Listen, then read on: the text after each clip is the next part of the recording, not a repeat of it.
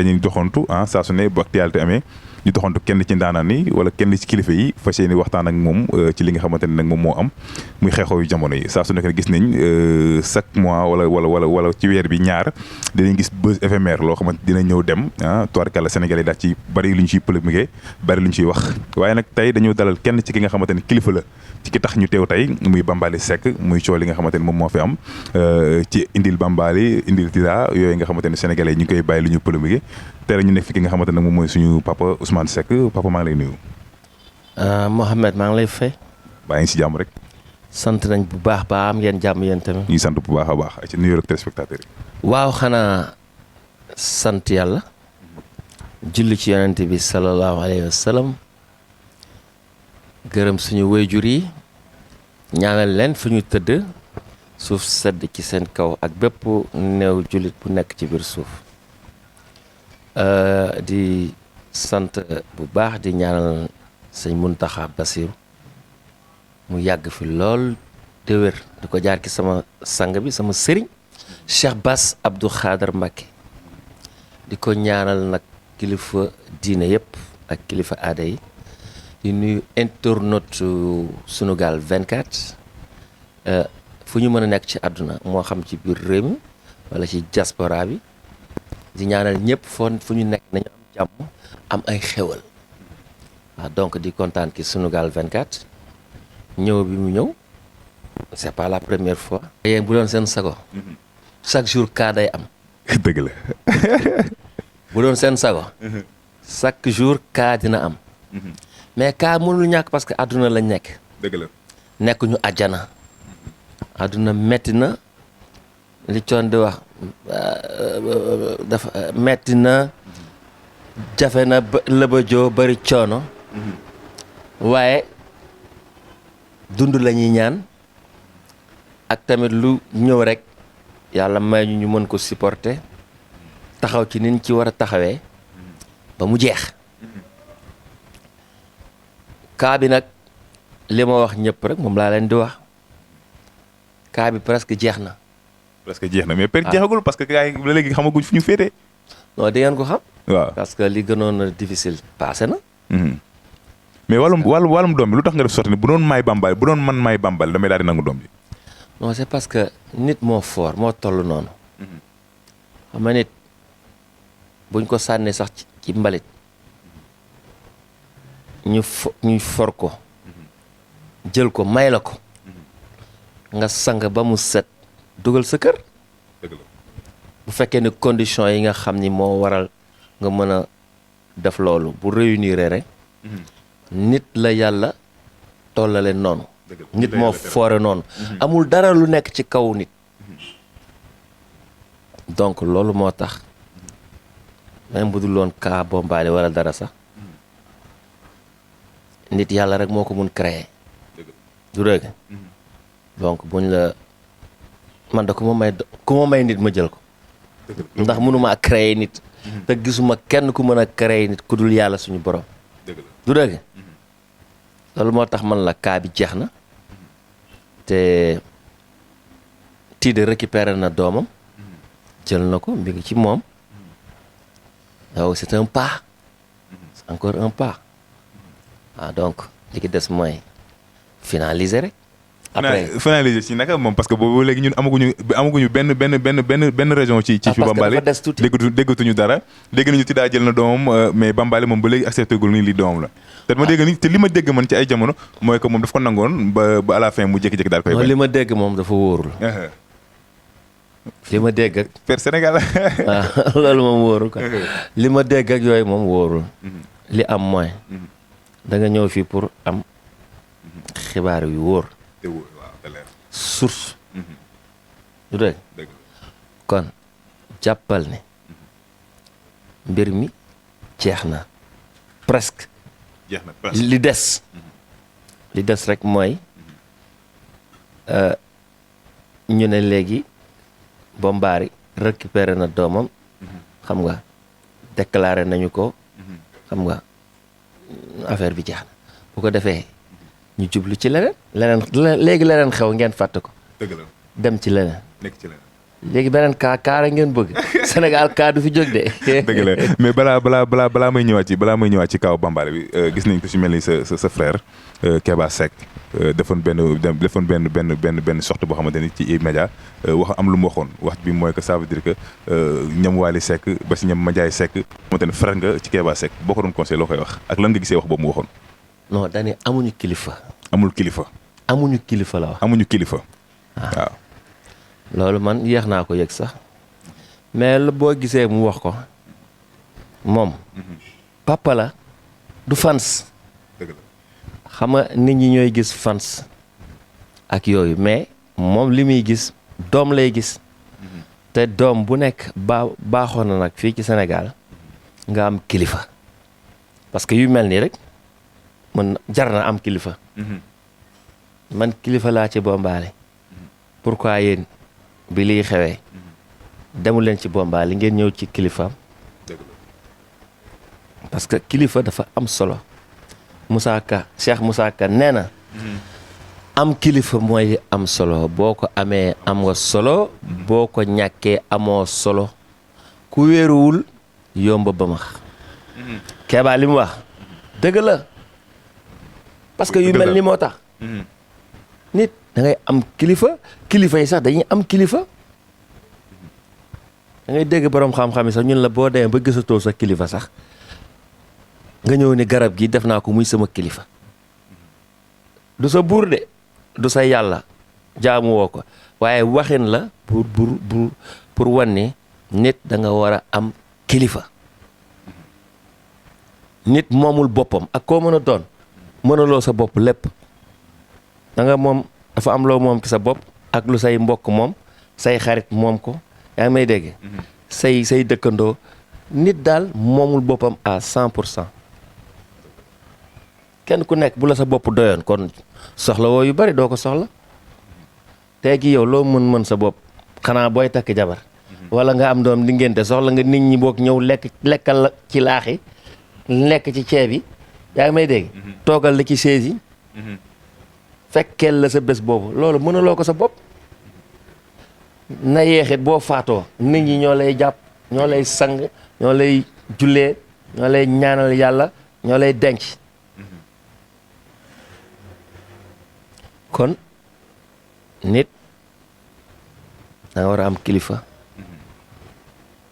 mais père est-ce que xale tamit yow tamit ñu ngi lay nemmeeku ñu ngi lay gëstu ñi nga xamante ne ñoom ñooy ay Wally Seck ba tax li taxoon sax Keba Seck def sorti parce que mooy xam naa ne xale yi nemmeekuñ ko wala boog cër kilifa bi nga ko war a joxuñu ko mais est-ce que boobu tamit ñu ngi lay nemmeeku ñoom xale yi. yàggul dara Wally Seck ñëw na seet si ma fi parce que dama feebaroon. ñëw na fi. ay 2 heures du matin parce que heure yooyu mooy xam nga comme moom bu ñëwoon bu fi ñëwee ay yenn bëccëg wala yooyu mën na indi embouteillage parce que dafa toll ci loolu. Bambaly dégg naa ko yàggul même pas une semaine man après coow li sax bi mu ñëwee. daf ma bett. Keba bu yàggul toog na fii. parce que dafa am action bu rafet bu mu def ñëw doon ma seet si waale parce que j'étais un peu souffrant mu ñëw doon ma wax li mu def ma kontaan ci lool parce que te moom temps yi dafa xew na macha allah temps mi ngi bomb de beneen affaire la donc mu ñëw nag wax ma ni dafa tabaxoon benn kër def ko ay appartement étage pour dimbalee ko suñu sœurs yi nga xam ne nañ fi nekk di louer mu nekk lu rafet ma kontaan ci ñaan ni xewam bi daal dafa war a yàgg te sax parce que def na lu rafet ci biir mbokk bu dee ku xew rek mbaa nga mën nii ngay def yàlla na ñëpp mën ndax ñëpp la ko defal kon nemmeeku googu du toujours mais bu temps amee rek ñu seetante parce que loolu man tam war na ma ku nekk war ngaa seet sa mbokk seet sa xarit seet sa dëkkandoo loolu kay l'islam sax digal nañu ko ñuy nemmeeku wante quoi. dëgg la.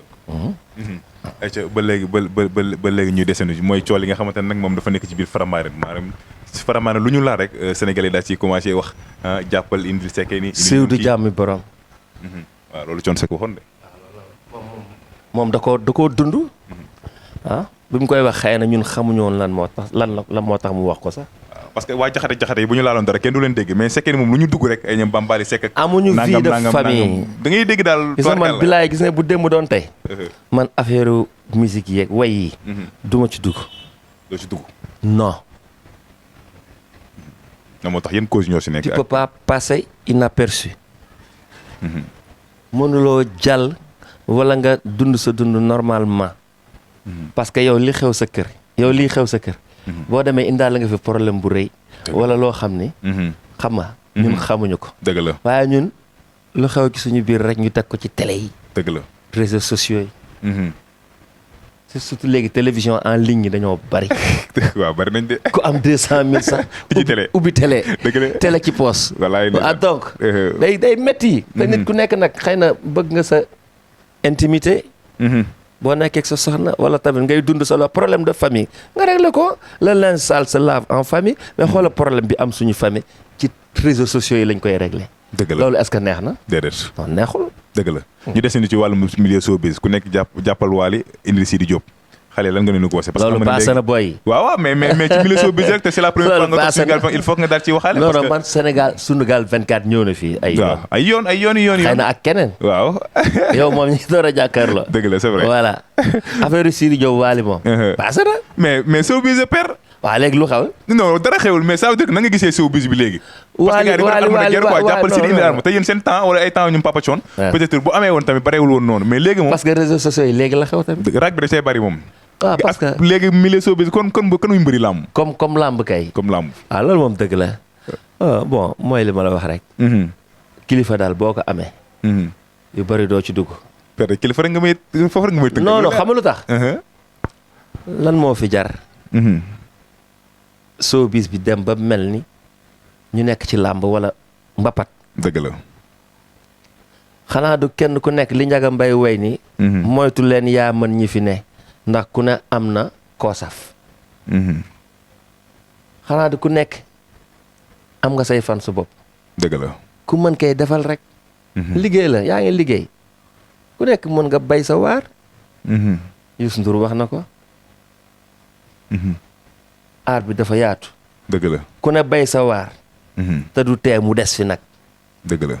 waaw loolu lu ci jar mel ni ku nekk ci làmb. xam naa peut-être ku nekk rek yaa ngi ñaan yàlla do nekk ci kaw parce que am na fu ñu teg artiste. ma ni ñëpp a bëgg a dem ci kaw mais foog suuf am ay gaa nag. dëgg la faaw am ñu xaar de. am na yoo xam dañuy yéeg sax wàccaat. dëgg la bëgg la duñ fa sax taxaw. walaay bu yéeg neexoon golo du wàcc. comprendre nga. donc showbiz la mais nag mën na rafet. dëgg la. yi affaire u àdduna dong la léegi mu jeex. dëgg la. voilà moo fi jar yenn yi. parce que da ngay dégg sax ñun la artiste day dem ci maaman. di yàq moroomu artiste am. dëgg la. yaa may dégg. ci loo xam ne léegi ñu dee bàyyi ko fi mbaa ñu tële mu jeex. dem ci maaman di yàq. balaa caag. nga def ci sa yaram yow. dëgg la. ndax nag mënoo fexe ba am tamit. lu yàlla dogalul ci yow. moo xam da nga koo ñaawal moo xam da nga ko rafetal. moom li nga war a am boo rafetalee di nga ko am. dëgg la. boo ñaawalee. di nga ko am. dëgg la. comme moo jiitu sa judd. li nga war a am fokk nga am ko. leer. waaw kon kay yow kay nekk ci li nga war a nekk rek. dëgg la. li gi des nga bàyyi ko ak borom bi. nga bàyyi ko ak borom bi. ah waaw. ayca mi ngi noonu saa su nekk rek comme ni ñu koy daal di waxee rek tey ñu ngi fi àndal suñu père nga xamante ne moom mooy Ousmane Seck di papa ci Bambaly Seck amaana nag moom wax ji moom xam naa bëgg ci xuus boo waxee rek mun la jeex na finalise rek moo des jeex na mais Tida récupéré na doom mais nangu ñëw fu Bambaly mujjee ba xam nangu na wala nangul père loolu nga waroon a leeral Sénégalais yi Bambaly dina jël doomam loolu nga war a wax wala Bambaly jurul xale bi. dama la. waaw yow da nga bëgg. li nga bëgg ma wax la ko da ngaa bëgg da nga koy. non man c'est que man suuf bu leer laa bëgg téléspectateurs yi may xaar. mais li leerul non leer gi ça veut dire que. dama la léegi mu jeex. léegi mu jeex. xale bi dañ koy récupérer. waaw loolu laa bëgg a dégg. non wax naa la ko. su ma nee léegi mu jeex kay mooy que ni xam nga li tax xale bi dem ci réseaux sociaux yi moom amul lu ko gënal. dëgg la. parce que boo fàttali ko coon dafa woon benn way. jur doom. sànni ci mbalit. dëgg la. mbaa nga rey mu dee. ki ya bon ki ya soxor. jii doom ëllëg bu dee fayu bul ni wëy sama ndey. xam nga jigéen ñu bari yàlla tere jur nañu doom sànni ko ci mbalit mi. dëgg la. mbaa ñu xoj ko mu dee. mbaa ñu sàkkal ko pexe. yoon teg ci ñoom loxo. dëgg la. xam nga lu koy indi. genre yu mel nii. bu fekkee ni da ngaa ëmb.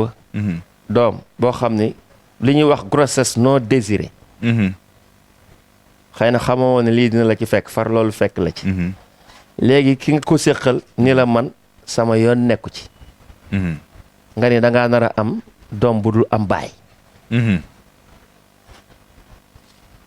mbaa sa jëkkër tukki sa ginnaaw nga ëmb. mbaa moo xam lu mu mën a doon. bari na. yooyu boo amul ku la soutenir. amuloo dëgër.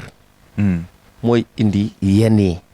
dëgg la. ñu bëri tey jii yàlla tere ñu ngi ci kaso. mbaa dara dal leen te ñàkk assistance. wala perdre espoir. dëgg la. moo leen si yóbbu. comme loolu lépp amul. wax dëgg yàlla dogal na lii am na ñeenti at. am na ñeenti at. ah xale bi léegi am na 4 ans. waaye wax dëgg yàlla kay léegi xale bi génn nañu yóbbu nañ ko ci réseaux sociaux yi siiwal nañ ko fu nekk jël photoom teg photo Bombali. boo ko xoolee xool Bombali. yaa may dégg. mu am lu mu la jox. mu nduroo. ah loolu kay lu na fànn kenn du ko jeex. dëgg la. ñu dem ba naan ay dañuy def ay test ADN ak yooyu loolu lu ko fi jar. dañ koy récupérer rek coow li jeex. ginnaaw coow li ba xam waxtaan nga ak Bombali. oho yow mii bu fekkee waxtaan ak Bombali moo waroon am yow mii. waroon ñëw fi ci Bombali nga waroon dem. mais ba xam déggante nga ak moom xam nga. yow laaj nga ma ko ñaari yoon. de wax naa la conseil xam nga yan conseil nga koy jox ba pare itam ñu ñëw ci conseil bi nga xamante ne moom moo war am ci milieu suuf bi artistes yi nga xamante ne ñoom ñoo commencé développé di nekk en outre ba xam yaa ngi leen di lan nga leen di conseil daal mais ñëw ci loolu ba pare ñëw ci Bombali bi. xam nga ñu ngi nodd julli jot na. dëgg la. émission bi jeex na maa ngi yow li nga ma waroon laaj yëpp xoolal laaj nga ma ko wax naa la ko. léegi lan ngay conseil jeunes artistes yi nga xamante ne ñoom ñoo nekk ci aar bi ak noo gisee aaru léegi ñu terminé. mooy loo bëgg. da nga koy jàng. dëgg la. teel a am succès. teel a am xaalis. te jàngoo. mokkaloo. xamoo li ngay def. wóorul. dëgg la. mieux vaut tard que jamais. loo bëgg a doon sëriñam da ngay doon taalibe. dëgg la. te li gën a ñu moytu rek li nga xam ne mooy yàq artiste. nga xam ne day yàq carrière. topp jigéen ñi ma yàlla baal. xam nga ku nekk am nga jaar-jaar. topp naan sàngara. yàq sa bopp. tuux lu bon. ñàkk aussi jaamu yàlla fàtte yàlla. topp showbiz. dëgg la. ak bëri Twitter. dëgg la. yëg succès di jaay affaire nit ñi kenn moomu leen. dëgg la. sama xalaat la nag. dëgg la. di souhaité ñëpp. bonne chance. di kontaan ci yow. vraiment. ak yéen ñëpp waa Sunugal 24. ñu ngi lay kontaanee bu baax. vraiment di leen encouragé. yàlla na ngeen fi yéex a ñëwaat nag. yàlla benn cas amaat. mais mën nañu fi ñëwaat ak yeneen mbégte ak yeneen. waaw dëgg lu ma la wax. waaw. maanaam bu ngeen fi ñëwaat. mais mënuñu toog sax léeg-léeg suñu xel nekk si ñu ni pourquoi pas ñu dem seet suñu père waxtaan ak moom. amul loolu moom garaawul. waaw mais xam nga combien cas. mais yow daal yow pour heure bi ñu fi ñëwee rek cas moo ñu fi. cas rek moo ñu fi indi. ah ñu ngi lay jaajëfal bu baax.